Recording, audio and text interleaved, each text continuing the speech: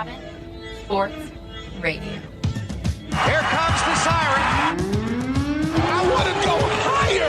Oh, my goodness. Batista with a drive. Deep left field. No doubt about it. Posey will defend. Oh! LeBron James with no regard for human life. Pass is intercepted at the goal line by Malcolm Butler. Unreal. Oh, baby, for sure. Cabin Sports Radio starts now. Oh, a bit of a missed opportunity last night. Oh, No doubt. We'll talk more Raptors. You better believe it. Unbreakable Mike Gibbons and Lecter with you for another episode of Cabin Sports Radio. Coming up on this show, of course, we are going to talk NBA Finals, Raptors versus Warriors. We'll check in with the Stanley Cup Finals, some NHL trade talks, and talk to an old friend, former Yellowknifer, Tom Ruminski, joining us on the show to talk about dwindling Major League Baseball attendance numbers. All that and more coming up on Cabin Sports Radio. The CSR Podcast. Cabin Sports Radio, as always, brought to you by Sport North, moving sport forward. Check out sportnorth.com for everything sport in the NWT, including actually right now. Just noticed the other day that they are looking for new Kids Sport NWT committee members. Of course, you know, Kids Sport NWT is facilitated by Sport North, a great program that helps raise funds and attribute funds to local young athletes to help them get involved in sport if their situation at home doesn't necessarily allow it. Also, the Kids Sport Community Grant helps community organizations, schools, etc. Afford different sport equipment and facilities and upgrade what they have. It's an absolutely great organization, Kids Sport, a national organization, and Sport North, yes, facilitates the NWT chapter of Kids Sport. So if you'd like more information about that, or you would like to get involved as a Kids Sport NWT committee member, by all means, get in touch. You can email Kendra Wambold, who is the communications coordinator, at kwambold@sportnorth.com, or you can get in touch at sportnorth.com themselves. Send them a message and check it out. It's definitely worth your time. They're looking for about 2 to 3 committee members. So if you're already involved in sport and perhaps know a number of kids in the community here, that would definitely go a long way towards making this making you an effective Kids Sport NWT committee member. So again, if you're interested in getting involved with that, K Wambold, KWAMBOLD, yes, D, at sportnorth.com. All right, Mike, NBA Finals. Raptors blew an opportunity in Game 2. They had a really good chance. Again, Kevin Durant out for Game 2. Steph Curry was feeling a bit under the weather, and they had 2 starters go out as the game went on, and the Raptors couldn't get it done. Got off to a really great start, as we saw them do in the first half of game number 1, which was ideal. All of this despite what a lot of people consider to be some pretty questionable officiating on the part of the 3 referees.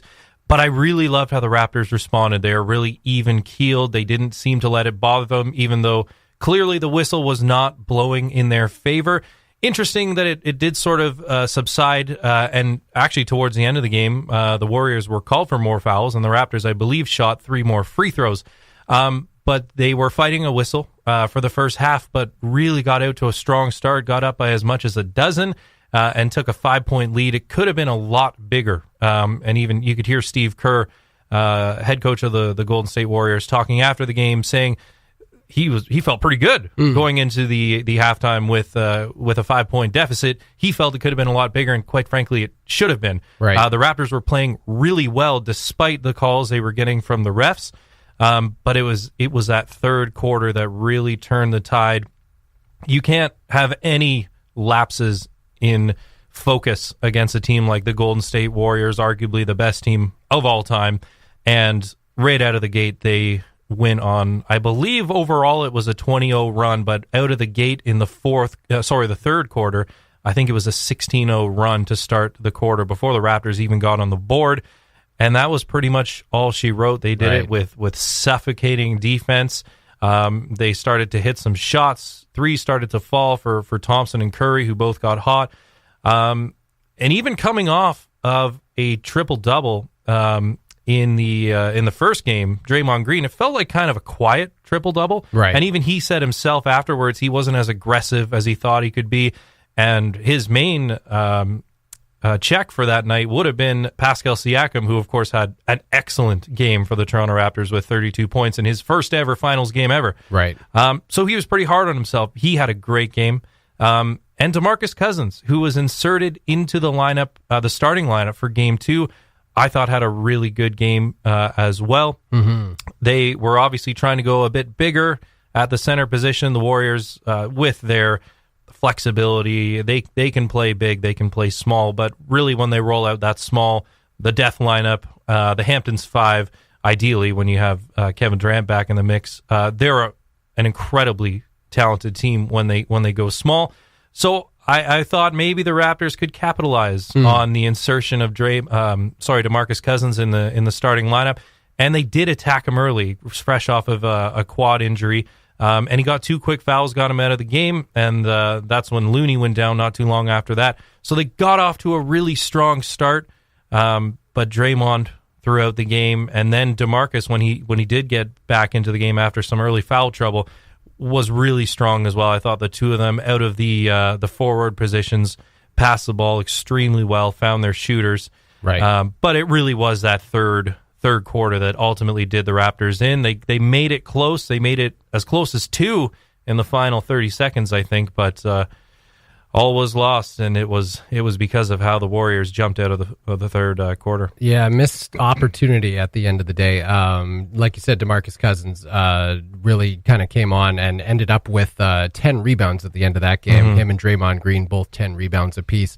It's I saw it mentioned by a few people around reading up on reaction that they thought that the Raptors it looked like they wanted it too much. I'm not really sure what that means. Maybe a bit of over-aggression, which led to some of these potentially questionable calls from the refs. Mm-hmm. It's hard to argue with Kawhi Leonard. He showed up as he has throughout these playoffs, 34 points, 14 rebounds, but still, there were some people saying that he didn't look like himself. And it's hard to imagine with numbers like that, right, that you could say a player didn't look like himself. Obviously, as you mentioned, Pascal Siakam in game 1 with 31 points, 32 points. Steep drop-off in game 2 with 12 points.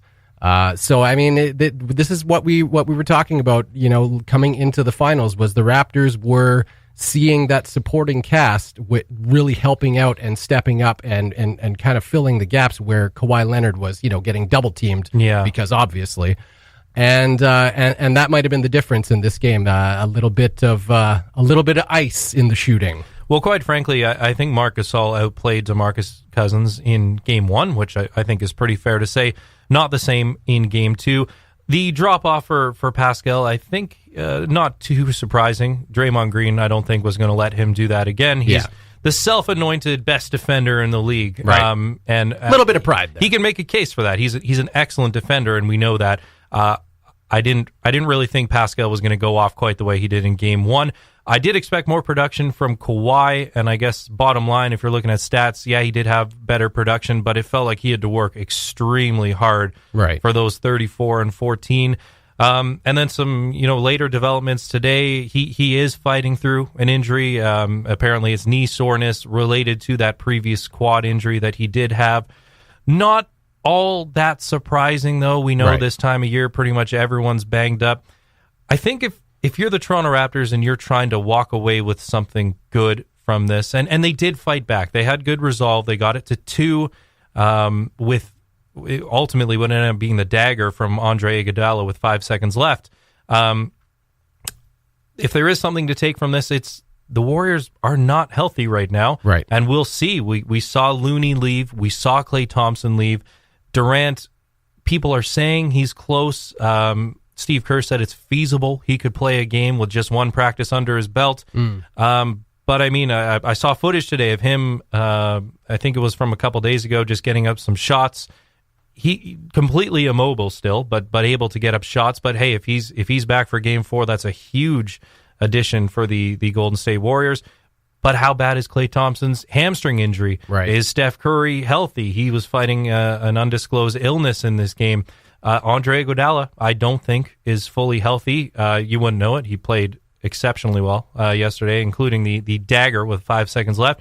And DeMarcus Cousins is only just getting back into the lineup after only playing one game in the first playoff round. The Warriors, they're not healthy. They're not healthy at all. So, I mean, if there's one pro, if you're the Toronto Raptors, as this series now shifts to Oakland, that's sort of what you're walking away with. But I think the feeling today has to be a little bit of disappointment. They really had a window there with some key Warriors out of the lineup, and they weren't able to capitalize. And interestingly enough, another one of those last 2-minute reports came out today. Those reports that don't make anyone feel better, that the NBA releases about the officiating in the previous game, and it was decided that the deciding play, the three-pointer from Andre Iguodala, shouldn't have happened because Steph Curry traveled before the ball even made its way to him. I hate those things. They don't make the refs feel better. No, for sure. they don't change anything about It's the a game. public way of saying you blew it. Yeah. It doesn't make the losing team feel better because they still lost and illegitimately. Yeah. And it doesn't really even make the winning team feel better because, again, it was apparently an illegitimate play. But you got to have a short memory with this one. You got to flush it. Yeah. You got to go to Oakland, and you got to have a really good road game. You need, like you said, some people saying they wanted it too hard. Maybe that's why they got into early foul trouble. I think there was 3 Raptors with 3 fouls heading into halftime. So they need to get their defense back in check, which was still pretty good, only allowing the Warriors to score 109. I think they're averaging around 118, which is a lot for this playoff stretch, and even better in Game 1. So the Raptors play suffocating, dominant defense for sure, but a little too handsy in Game 2. Right. And Lowry's got to stay out of foul trouble. They lost him in the fourth. A little too aggressive. They need him. He's too important to be on the bench for this team.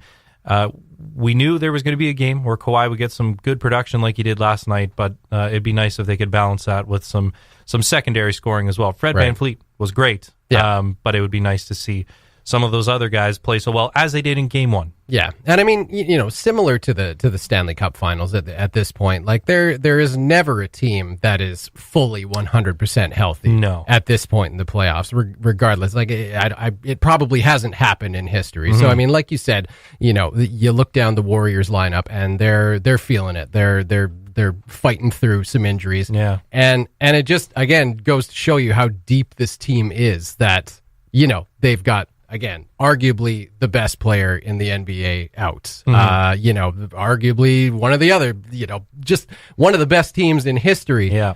And they're decimated by injuries. Yeah. And they still put up 109 points. Yeah. It's a good reminder of why they are the 2-time defending champions and have won 3 of the past 4. Like you said, arguably the best player in the world, Kevin Durant, hasn't suited up once. Yeah. Klay Thompson probably might go down as the best two-way at his position in terms of defending and spot-up shooting. He's excellent in that role. He's out of the lineup too. You've got an unhealthy Iguodala, a sick Curry, and then you got Cousins, who's just back in the lineup, and it was Iguodala who makes a huge play at the end. But it just shows the resolve, and they got good production out of Quinn Cook. Had a nice game. Jerebko gave them some minutes, so they got production up and down their lineup. Even Andrew Bogut came in and gave them some good minutes off the bench.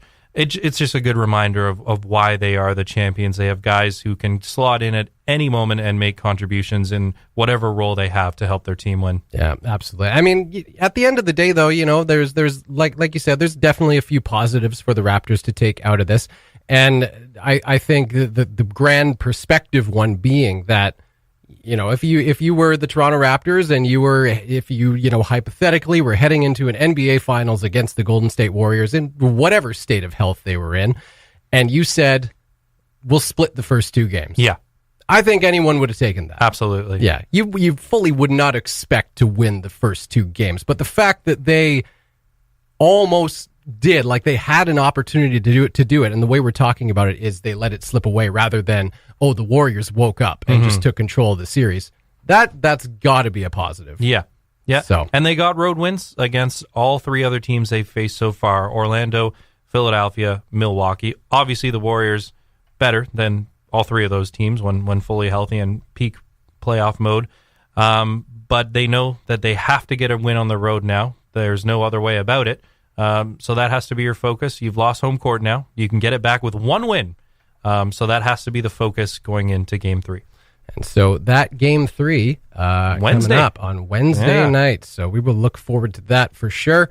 And coming up next on Cabin Sports Radio, we are going to check in with the Stanley Cup Finals, I guess.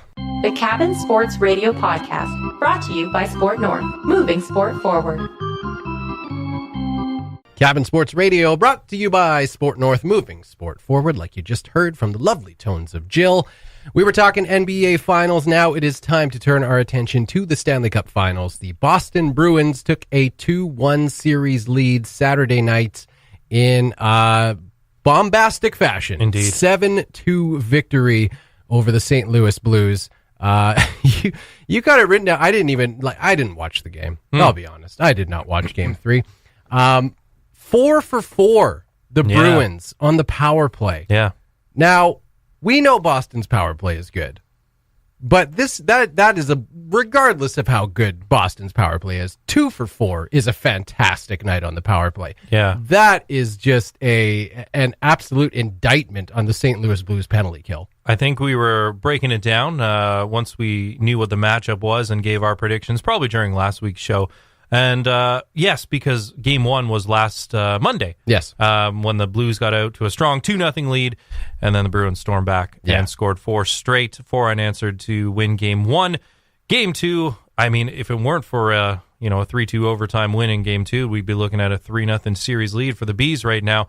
But I remember at the onset, one of the areas we were honing in on was special teams, how discipline and how much of a factor that is going to be in this series. I think the Bruins were hovering. It was ridiculous. It was like, it was like 30-something%. Yeah, it was in the 30s. Yeah. It was in the 30s. And I know it's a smaller sample size, being that it's in the postseason, but that's still a pretty good power play. And it's playing hockey when it matters the most, too. Like, obviously a 30% power play percentage would be really impressive during the regular season, but you get into the power play, the postseason rather, when everything matters that much more. And that's honestly unheard of. A team going 4 for 4 on the power play. Like it seems like a minor kind of side stat, but like you said, when we were previewing the series and we were looking at both teams' special teams, their power play and their penalty kill percentage, and the Bruins were. I'm not going to say they dominated in both categories, but they were definitely much better in both categories. And when you saw that, it was kind of like, well, suddenly St. Louis has their work cut out for them. It was a little jarring. I think the coming into the series, the Bruins had a slight lead in the goals against and goals for categories, but that was sort of the one area that we honed in on. Yeah, and also even from a penalty killing standpoint on the part of the Blues, are rather pedestrian. I want to say it was in the high 70s. Yeah. Certainly going to drop off now. Yeah. After Game 3. Oof. But we know just how lethal the Boston Bruins power play can be, and they burn them from a discipline standpoint and being able to convert on those chances, all those chances they got. So it ends up being the first time all season long, that includes the regular season, during Binnington's incredible rookie run. I believe he was nominated for one of the 3 finalists for the. Oh, was he in the end? I wasn't aware if he had played enough games to work his way into that conversation, but I do recall when the finalists were announced last week. I'm pretty sure he was one of the 3 named. Maybe they just said to heck with the rules. To heck with the rules. This guy's clearly one of the best rookies. He had an excellent season. Yes, he is. Him and Dahlin and Elias Peterson. So he must have played enough. I honestly didn't think he had played enough to be in that conversation. But pretty remarkable that this is the first time all season long that he was pulled in, up to this point, the most important game of the season for both teams. And I think immediately after, he didn't even join his team on the bench. He was pretty rattled. Came out in the third, I believe, to sit beside his squad. And then they got an empty netter to effectively seal it. And just for good measure, the Bruins scored after that too to make the final 7-2 to win in very convincing fashion. Yeah, and I mean that. On one hand, you kind of you look at that, and it's a bit odd that a goalie might not come out and be even if he's been pulled from the game, not there to support his teammates because who knows, they could still mount a comeback regardless of whether their backup goaltender is in. We've seen it happen before. I'm sure we'll see it happen again. And especially with Binnington in particular, he's one of the sound bites of the postseason so far was a reporter before his first playoff game asking him if he was nervous, and he looked at him just right in the eye and said, "Do I look nervous?" Nice. And it was just like, okay, this guy he's locked in, he's ready to go, and so it seemed at that point that this guy was going to be a rock, like one of those unflappable goalies where they get scored on and they just brush it aside. We are starting to see, and recently, and Game 3 notwithstanding, because I mean there's nothing really to take out of that. If you're the St. Louis Blues, there's nothing to. You don't even watch that game film, right? If you lose a game 7-2, it's like we know that wasn't our best. You're not even. I don't even think there's any point in watching the power plays. That the Bruins scored 4 goals on, because again, it's just like we know what we have to do. We know that we didn't do that. You can look so there's no point in dwelling upon it. You just kind of got to toss that one aside and move ahead. And I can only assume that hopefully they're thinking that even though we've seen Binnington react a bit more than he was earlier in the series when he happened to get beat by a goal, he's looking a bit more emotional. Not like he's out of control or anything like that. Like he's not acting crazy or anything, but you're seeing a few more goals get by him where it's like, probably should have had that one, and he makes it, like his body language makes it very apparent that he knows when he should have had something. It probably doesn't help that on the opposite side, you've got a goalie who couldn't be more dialed in right now in Tuukka Rask. Absolutely. It's probably our favorite keyword since this show began, load management. We talk about that. We talk about that term a lot. Crossing over sports now. Right, it's good. Wow. It applies to so many different sports. But that sort of was a little bit of the conversation because heading into the Bruins' first series against the Leafs, you had a goaltender in Anderson on the other side, Frederik Anderson, who was arguably overworked. Yeah. And maybe wasn't as fresh as he could have been heading into that series. Tuukka was splitting the crease for periods of the season with Halak. Yeah. And now he's in very crisp, good form at the exact right time you would want him to be. So that, I don't know, maybe there's a little bit of a mental game there, knowing that you're going across a guy who's very locked in against a really good defensive team in the Boston Bruins, and now a team on the offensive side that's just firing on all cylinders. Yeah. I think if you're the Bruins, not that there's anything negative you're going to take away from this game. They probably would like to get a little more production out of the Krejci line. Right. But I mean, we're splitting hairs here. Well, there's not really much bad you can say after a 7-2 win. But I think you're exactly right. If you're the Blues, you can look at pretty much any facet in this game, and they were outworked, they were outplayed, they were beaten by the Boston Bruins. I know it's easier said than done. You got to flush it, and you got to be ready for Game 4 and expect the same Boston Bruins you've played in the first 3. They're gonna come at you that much harder. They're only two wins away now, so you got to flush it. You got to come back stronger in Game 4. Yeah, and I mean it's almost too bad like that. So Game 4 getting underway probably about 15 minutes ago now in real time. If you're listening to the podcast, about 12 hours and 15 minutes ago. 1-0 Blues. 1-0 Blues. Oh well, they scored less than 4 minutes in. Okay. Well, I was going to say that it'd be interesting that the part of the game that I would probably want to watch the most would be the opening 5 minutes. Because, I mean, that was the best part of Game 3. If you're a Bruins fan, then obviously the whole game was the best part. Your team won 7-2.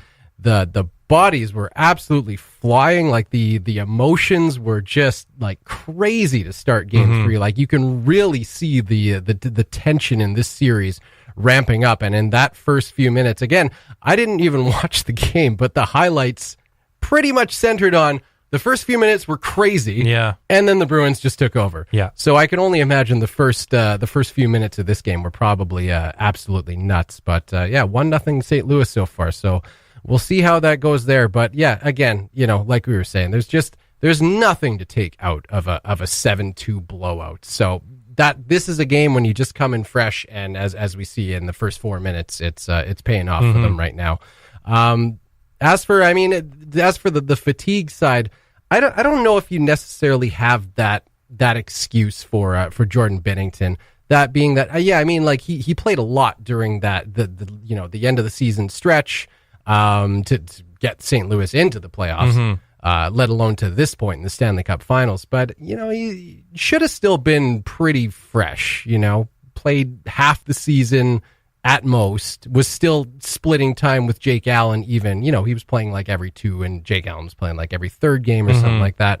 So I don't know if he really has that to fall back on. But like you say, on the other hand, Tuukka Rask not playing as many games as he normally would have as a starter over the course of this season, it could have made the difference for him. Yeah. As far as keeping him fresh goes. Yeah, and I think that's the point that I was more so trying to make, if there's any sort of mental game going on there. Right. Because just given the load management over the course of the season with Tuukka, it seems like he's really in shape, really in form right now, and locking in right when he should be, especially the decisive games. Once you drop one, or a series are tied, or a clinching one. We saw how good he was in the first round. In Game 7, obviously perfect from a win-loss standpoint in the latest round in the conference finals. So in those deciding games, he's stepped up to the plate and been in really good form. So I don't know if it's more so load management. I use that term a lot now on the part of Binnington, as much as it might be the mental game. And right across from you on the other crease is a goaltender that's playing really good right now. So maybe it just ups the pressure that much more. You have to be that much better if you want to beat this team, especially with Tuukka playing the way he is. Yeah, I mean, you probably got a point there. Like, I can only think of a very small handful of goals on Tuukka Rask that are ones where you're like, he maybe should have had that one. There was one goal, I think the one goal that the Blues scored, I think might have been their second goal in Game 1, where it was just kind of it was along the ice, probably should have had the flat pad down and got that one. But he just, you don't see him reacting the same way you see Jordan Binnington reacting when he gets beaten on one of those goals. Rask is like, all right, should have had that, shake it off. And you don't see, for the next 2-3 games, you don't see him get beaten by one of those ones that you maybe should have had. But you've seen Binnington get beat by a few of those, and his reaction is, I don't know. Obviously, emotion is high, but it's got to be a little concerning to the St. Louis Blues. This is a young guy who has not been here, as opposed to Tuukka Rask, who has been to a Stanley Cup final as a starter. And maybe he's getting into his own head a little bit. There's got to be at least a little bit of concern there. But this is a good chance for him to absolutely show his resolve in Game 4. So we will see what happens there. All right, we are going to take another break, and when we come back, it seems a little premature for this, but NHL trade talks have been heating up quite a bit. I'm going to take a look at a few of those when we come back on Cabin Sports Radio. Cabin Sports Radio. Checking back in with the NHL. We've done the NHL Stanley Cup Finals. It's time to start looking ahead to the offseason, because that is making arguably just as many headlines as the NHL Stanley Cup playoffs right now, which personally I never quite understood. I don't know why the NHL doesn't just put kind of like a gag order or something on this sort of thing, this sort of off-season stuff ahead of the Stanley Cup Finals.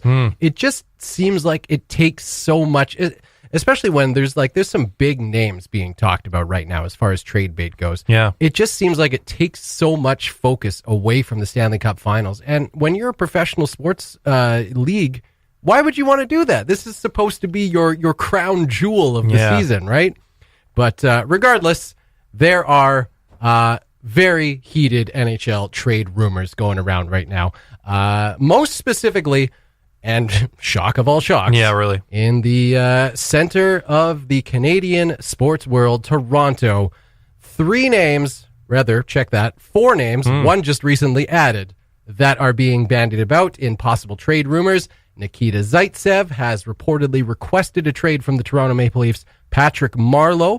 Supposedly, the Leafs are working on a deal that would send Marleau to L.A. Nazem Kadri, because that's just been the rumor since he got suspended for the rest of the first round of the playoffs. And just added to TSN.ca's trade bait list at number 25, Mitch Marner. Yeah, because you gotta get people talking, right? Yes, that's right. So Marleau, not too much of a surprise. He's in the latter stages of his career and wants to be closer with the family now. It seems like LA is probably the destination he'll end up. Colorado, San Jose, in that area, he's being linked to. It's interesting you mentioned Zaitsev requesting a trade on the part of the Maple Leafs. Been linked, I think, to the Hurricanes is what I've been seeing. Yeah. Another Leaf, because we're on the topic of Leafs, apparently. Jake Gardiner, apparently the Leafs have interest in re-signing Jake Gardiner. Really? And his camp was approached by Dubas, Maple Leafs general manager Kyle Dubas, during the draft combine in Buffalo.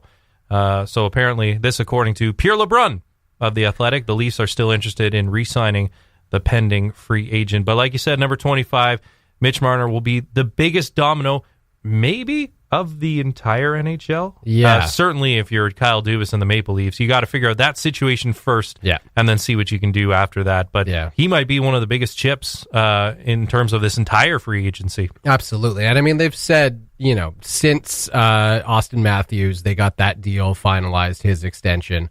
Ever since then, the focus has directly shifted to Mitch Marner and what the Leafs plan to do with regards to extending him. And they've said time and time again, every time asked, that he is a big part of this club. He's not going anywhere. Doesn't want to go anywhere. So I see no reason why they would really entertain trade talks, depending on what's being offered. I don't know. Yeah. But I just feel like that's one where, like you say, it's almost TSN being like, we want people to read the article. Yeah. So we throw a Mitch Marner in there. Right. Elsewhere, about Jake Gardiner, I didn't know that. I didn't know that they... but I mean, I guess like even that, it's like you kind of have to say that for appearances. Yeah, maybe. Yeah. Because like obviously... One of the longest tenured Leafs now. Yeah, and I mean, in an ideal world where you don't have to worry about potential cap issues, he would be a guy that obviously you're looking to hold on to. But there hasn't really, up until this point, that hasn't been really the thought. It was Jake Gardiner is going to be gone, and the Leafs haven't really said anything that would make you think otherwise. Yeah. So you've already got on the payroll, the team payroll already. You've already got Tavares with an AAV 11 million. Then you got Matthews above that 11.63. They're looking for the hometown discount with Mitch Marner somewhere between 7 and 8. You figure he'll probably command more than that with the awesome season he had, and then that's why he's got to be the first domino, because you obviously have Kasperi Kapanen and Andreas Johnson as well, who very promising RFAs in themselves, who they could... I think if you're talking offer sheets, they're probably the more likely candidates than Mitch Marner, because you'd have to pretty much sell the farm. You're looking at, if it is north of 10 million, what is it, 4 first-round draft picks, I think, as compensation going the other way. So the more likely, and I know people love to throw that word around, we haven't seen one signed and matched, signed and not matched. You have to go back years. Yeah, you have to go back years. Ryan O'Reilly, I believe, in 2013, but I don't know if it was not matched or matched. I think that one was matched. It was matched. Yeah, I think the Flames tried to offer sheet him, if I remember correctly. You have to go back much further than that to the last one that was signed and not matched. There was the old Dustin Penner. Yeah. Just drove Brian Burke into a near early retirement. Yeah. But I mean, these things don't happen nearly as much as the media loves to play them up. So whether or not we actually see them come into play is something completely different. But I think if you do, it will be for those two other guys rather than Mitch Marner. And Dubas has said all along that I don't know what figures he knows that we don't know about, but he said they are not worried about it one bit, and they have the means to counter anything. Yeah, it's kind of like one of those, it's almost like a gentleman's agreement that you don't offer sheet the other team's all-star players. They're all-star young players. Right. You can think however you want about that, but you could get yourself in a mess of trouble by doing it anyway. Yeah. But some of the other names that are on the trade talk list, former Toronto Maple Leaf Phil Kessel. Yeah. Apparently nixed a deal that may have seen him going to the Minnesota Wild, potentially in return for Jason Zucker. Jacob Trouba of the Winnipeg Jets, who I can only assume the Toronto Maple Leafs are very interested in. Shane Gostisbehere of the Philadelphia Flyers.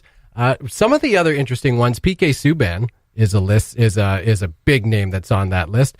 Travis Hamonic of the Calgary Flames is being talked about in some trade bait. The one that really stood out to me as the most interesting, though, and the most like potentially lucrative to a lot of teams, the Toronto Maple Leafs, for example. Colin Miller, defenseman for the Vegas Golden Knights. He's only 26 years old. He had 29 points in 65 games last year. He's making $3.88 million a year. So, not a bad cap hit for a guy who still has a ton of upside and may still develop yet from here. And still has 3 years left on his contract. He's a good, decent-sized player, somewhat physical, good puck-moving defenseman. I feel like he has got to be on a lot of teams' radars if he's on the trade talk list. Definitely. Yep. Yeah. So there's this will continue to develop. There's some other interesting names on there as well. Did you see it? Taylor Hall today? Oh, I didn't. Expressed multiple sources have now said that as of now, Hall is not interested in signing a contract extension with the Devils. Really? Yeah. Oh, so he's wow. eligible to sign an extension after July 1st, which should be a pretty exciting week. You always sort of circle the calendar for July 1st when free agency officially begins for both the NBA and the NHL. It's always an exciting time. Canada Day last year, of course, was when the Leafs announced that they had come to agreement with John Tavares. Yeah. But Hall has 1 year left on his contract at $6 million. So that'll be interesting to see. You don't want to see someone of his caliber walk. And then obviously from the UFA standpoint, the biggest chip this year sounds like it'll be Erik Karlsson. So should be a fun summer. And of course, Artemi Panarin. I thought it was interesting that he was on the trade list. Like, he's an unrestricted free agent. Who would do that? Yeah. Why would you trade anything? Yeah. But anyway, that is what it is. I guess if you want, exclusive chatting rights with them before July 1st, then yeah. Anyway, that'll do it for our trade talk. I'm sure that'll continue to develop as we head towards through the Stanley Cup Finals that are apparently going on at the same time, and right into draft day, NHL draft day. Should be interesting to see what happens, if anything. All right, one more to go on Cabin Sports Radio. We will say hello to an old friend, former Yellowknifer Tom Ruminski, who is now working for The Score and writing for thescore.com. He is next on Cabin Sports Radio. The CSR Podcast. Welcome back to Cabin Sports Radio. Joining us on the phone, a very special guest on the show today. Former Yellowknifer, got, I think, his start in sports broadcasting here in Yellowknife. He has now, he's kind of done it all since then, and he's made it way back to his hometown in Toronto, working for thescore.com, covering baseball. Tom Ruminski joins us on the show. How you doing today, Tom? Yeah, great, Scotty. How you doing today, man? Not too bad. Great to talk to you again. It's been a while. Yeah, likewise. I think last time we actually may have chatted and seen each other face-to-face was possibly at the Black Knight for a few beverages and maybe some delicious wings. So, it's to say that it's been a while is definitely an accurate statement. Yeah, that may have been the case. I feel like that's probably a pretty accurate recollection. So you've been with The Score for what, about a few months now? Since the beginning of 2019 as a baseball news editor, and I've been absolutely loving it so far, just to be immersed in the game, to be constantly talking to baseball minds and to, city insiders, always checking out different publications and whatnot. And, this opportunity has allowed me to talk to various radio stations as well. And just seeing the day-to-day progress of the Blue Jays, which has been painful this year, but still something that I love doing on a day-to-day basis. Yeah, for sure. And I mean, actually, like, just thinking about it now, your story is kind of a good lesson for any young people listening that may be interested in a career in broadcasting. One of the best pieces of advice I ever got from a veteran sports broadcaster was to just be patient. And I mean, you have put in your time. You're working your way up. You came here to Yellowknife, put in a couple years. You worked at I believe was it the Fan, doing some opping some sports broadcasting there. Yeah, absolutely. So my journey into broadcasting actually started when I took the trip to the beautiful NWT, and it was actually a former instructor of mine from sports journalism school that said, hey, a former graduate is currently up in Yellowknife, and he's actually leaving, and they're looking for a sports director to take his place. Would you be interested? At that point, I honestly had nothing to my name. I was like 25, didn't have, a serious girlfriend. I think my most valuable, like, commodity, if you even want to call it that, was like a gym membership, and I didn't even go to the gym. So, yeah, I ended up going to Yellowknife, and once I was done in Yellowknife, spent almost 3 years on Vancouver Island working for various radio stations there. And then I came back and got a job for Sportsnet. So I worked in production for the Fan 590, arguably the most well-known sports talk radio station in all of Canada. I did a lot of live sporting events too, so Leaf games, Blue Jays games, Raptor games. Also worked for 680 News, jack of all trades there as well. Did various different things, and then again this year got the big step up, the big call up to the majors, I suppose, if want to throw in a cheap, quirky baseball analogy or something. And you got the call. The Score. Yeah, exactly. I got the call from the big club, and now work for the Score. So. That's amazing. Well done. Yeah, I mean, obviously we're not here to talk about your journey through broadcasting, but it is, like I said, just a really good lesson for any potential young broadcasters who are looking to get into the industry and wondering, what it takes to climb that ladder. You have done exactly that, and you're continuing to live the dream right now. But so you're writing for the Score.com, as I mentioned, and I wanted to talk to you because you wrote what I thought was a pretty interesting article the other day about the steep decline in the average attendance at Major League Baseball games. Now, you focus kind of, and I guess the focus primarily has been on Florida clubs with regards to this. Obviously there's other clubs that are drawing pretty good crowds, but there was a Blue Jays game last week. I think it was in Tampa Bay where there was like maybe 5,000 people in the crowd, and it looked like, it just looked 5.5, Scott. 5.5. Okay. Don't want to sensationalize or anything. Undersell what's going on in Tampa Bay. So. Yeah, absolutely. And I remember watching the highlights, and I turned to Jesse, one of our other broadcasters here at Cabin Radio, and said, like, What's that got to feel like? Cool. You just won a game in front of like a largely empty stadium. It's got to be such a weird feeling for the players. But I guess my first question for you is like, why do you think this is happening? Specifically in Florida or all around the majors? Because I just want to say that this attendance drop, and of course citing the Associated Press here, on their background research, it's actually been in a steady decline over the years. Right. In comparison to this point, from last year in a 2018-2019 comparison, there's actually 1.4% dip. In terms of quantifying that with actual hard numbers, that's about 400 less fans on average around the 30 MLB ballparks that are actually less of them that are coming out. And so inclement weather was blamed for this last year across the majors to start in March and April.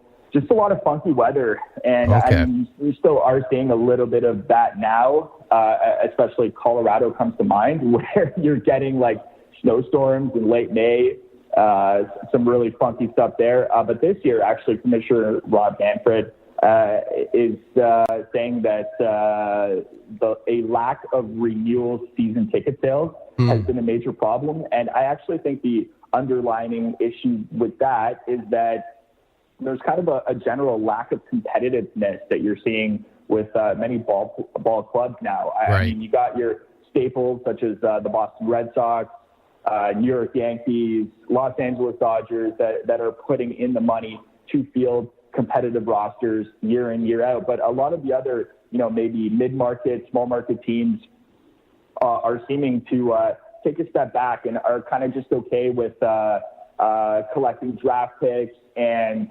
still having incredibly high prices for merchandise, food, beer. I mean, you go to the Rogers Centre here in Toronto, and I know they introduced something this year called dugout deals, and that's quite frankly, that's because the product sucks on the field. So it's kind of hard to ask for fans to still pay, $13, $14 for a beer or a beverage. They certainly still do, but so that's one particular example there. But you even saw that in free agency this year, where a lot of big names were out there, and teams weren't jumping on the opportunity to bring in superstars that could dramatically alter franchises such as Bryce Harper, Manny Machado. I mean, ultimately they signed and they did get their money, but you would think generational talents like that all 30 teams would be lining up to get a crack at these guys.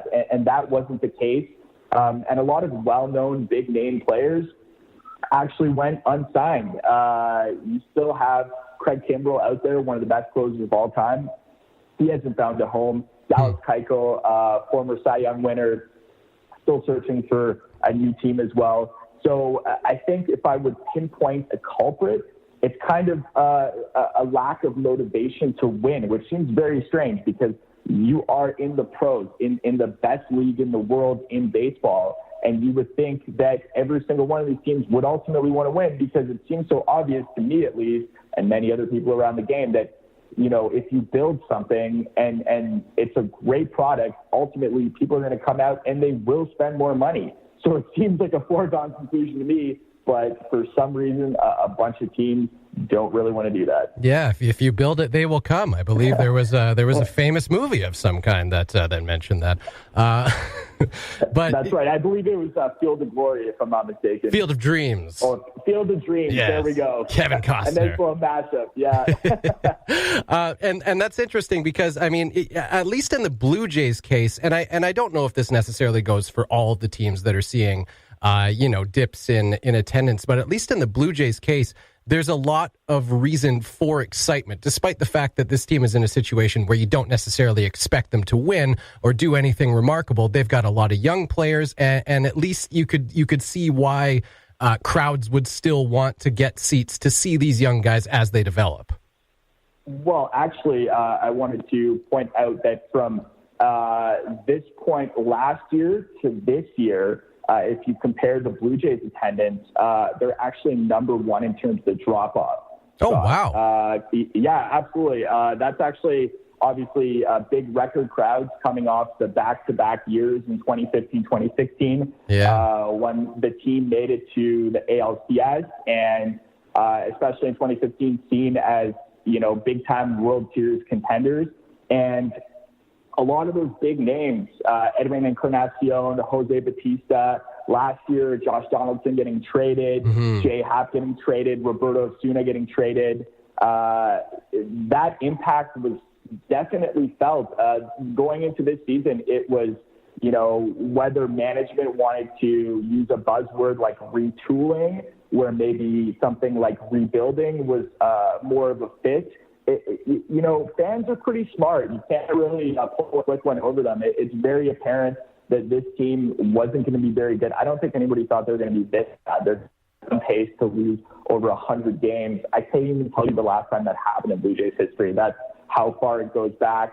So it hasn't been great for this team. Yes, they have exciting players. Vladimir Guerrero Jr., Kevin Biggio just got called up, a couple other young guys, and still a few names left from those runs a few years ago, Marcus Stroman, Aaron Sanchez.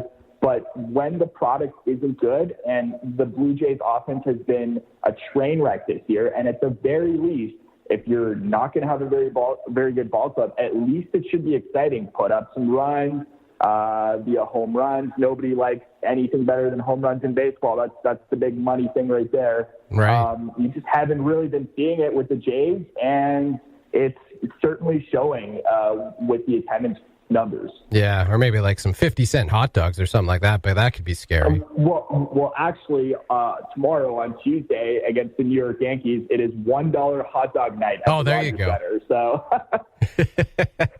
It's but you make a good point. I mean, yeah, like fans arguably, despite some of the silly things we see fans say from time to time, fans are arguably smarter and certainly more well-informed as to following their teams than they've ever been in history. You know, we're surrounded by social media, media coverage in general around these teams is nonstop. Like, people know what's going on with these teams. You can't just put together a creative little promotional campaign and make fans believe that, hey, maybe they have a shot. Fans know whether they have a shot or not. I agree 100%. With Twitter these days, and, you know, you can access the best apps, you know, right at your fingertips. Shameless plug here, the Score app, possibly the best app in North America for sports. There you go, nice plug. You're not doing sports right. So yeah, it's definitely super accessible. And actually, we didn't have an opportunity to talk about the Florida clubs in detail, so I kind of just wanted to revert to that storyline for a second, because some pretty fascinating numbers coming out of there. So we did talk about that record low attendance number for the Tampa Bay Rays in Tropicana Field, about 5.5. And the following night, they actually got about 6,000. So they followed their worst night up with their second worst. And before that, the record was as a result of a forecasted hurricane, Scott. So that's fair. like that's pretty bad. Like, to say that, hey, the Tampa Bay Rays and the Toronto Blue Jays did worse than a potential natural disaster that, you know, could have done some crazy damage. But then, and then with the Rays, the thing is that they're like a really competitive ball club. Right. They're expected to be a wild card contender, and the problem is where they play. It's in a terrible location. It's widely considered one of the worst ballparks in the majors, if not the worst. And then with the other Florida team, the Miami Marlins, another train wreck of a ball club right there. And they're actually playing in a brand spanking new stadium, which was paid by taxpayers and opened up about 8 years ago. And they're actually averaging about 9,500 fans this year. Wow. And a ball club in AAA in Las Vegas actually has better attendance numbers than a major league ball club right there. I find that, you know, sad and interesting and in the same, you know, sort of light right there. But it's weird because Florida has always kind of been, you know, considered to be a baseball state. You know, you have a lot of like young players going there to develop just because you do have the nice weather pretty much all year round. And these two teams seem to be struggling immensely when it comes to getting fans out to watch them. Well, and I mean, that's the kind of thing that you wouldn't see in any other pro sport, a minor league team outdrawing a major league team. Like I said, Scott, it's fascinating and depressing at the same time. Yeah. Amazing. Yeah, I can't imagine, you know, as bad as the Toronto Maple Leafs have been at times in history. I don't think the Toronto Marlies ever outdrew them, even though the Marlies are always awesome. But I guess maybe that's the situation you get when it's a AAA club in a city where there's, you know, not a whole else lot to do. You know, maybe you get some good crowds there, but that is remarkable. Where can people read more of your stuff if they so want to? Yeah, so like I said, Scott, you can sign up for the Score app. You can get all your alerts crafted. You can sign up for whatever league you want. If it's not MLB, NHL, NFL, NBA, all phenomenal writers. You get your push notifications, so everything is at your fingertips. Whenever breaking news happens, we get it to you as quick as possible, factual, efficient. It's all right there for you. You can customize it. You can even have your app designed so every single time Vladimir Guerrero Jr. comes up to hit, the app will alert you if that's the only player that you want to follow in the Blue Jays. And most likely it probably is, but it just shows you, the depth that it can actually bring you. TheScore.com, of course. You can find all the writing right there. And, Absolutely. Awesome. Well, great to talk to you, my friend, and keep living the dream down in Toronto. And perhaps we'll see you up in Yellowknife sometime in the near future for a visit. Yeah, thanks a lot, Scotty. Take care, eh? Right on. Take care, Tom. That's Tom Ruminski. As I mentioned, former Yellowknifer, got his start in sports broadcasting right here in Yellowknife. Now, the baseball news editor at The Score and thescore.com. Wishing that guy all the best for sure. I'm sure he is having a blast in Toronto right now. That will do it for another episode of Cabin Sports Radio, however, and we will talk to you, we, meaning myself and Unbreakable Mike Gibbons, next Monday, right here on Cabin Radio. Talk to you then.